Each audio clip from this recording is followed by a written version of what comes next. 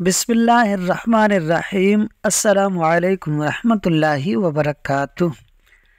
کال کوٹھڑی اس کو قبر کی یاد دلا رہی تھی۔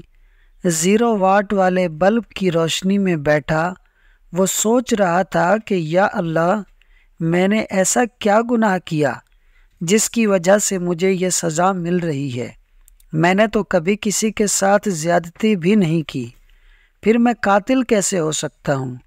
سوچتے سوچتے اس کی آنکھ لگ گئی۔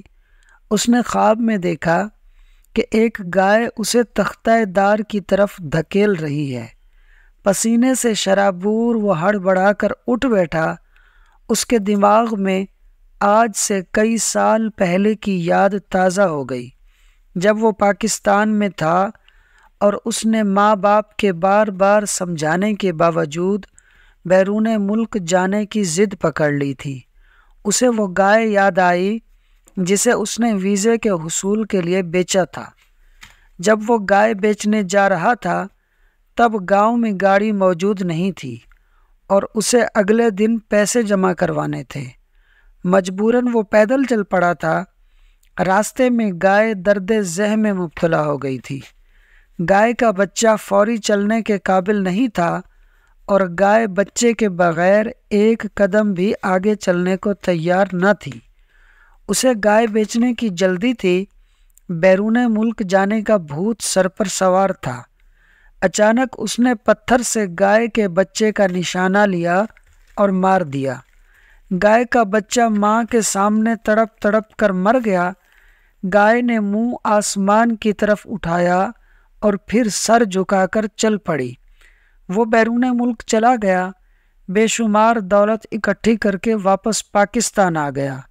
گاڑیوں کا شو روم کھول لیا، بہترین کوٹھی بنائی، شادی کی، بچے ہوئے اور وہ خوشحال زندگی بسر کر رہا تھا کہ اچانک شہر میں ایک امیر شخص کا قتل ہو گیا اور الزام اس پر ڈال دیا گیا۔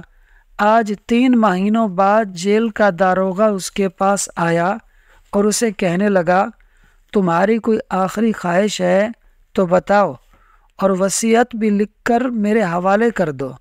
تمہیں پرسوں صبح سورج طلوع ہونے سے پہلے پھانسی دے دی جائے گی، وضو وقت سے پہلے ہی کر لینا۔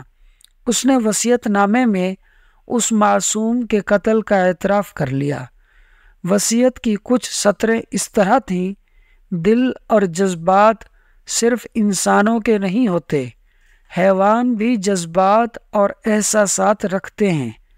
اس بات کا اندازہ مجھے آج ہوا، اس لیے تمام انسانوں سے میری یہ التجا ہے کہ بے زبان جانوروں کو قتل نہ کیا جائے، ان کو تکلیف نہ دی جائے، ان کے بچوں کو ان کے سامنے نہ مارا جائے، اور ایک بات ہمیشہ یاد رکھی جائے کہ کسی بھی معصوم کے ساتھ کیے گئے ظلم کا بدلہ پورا ہو کر رہتا ہے۔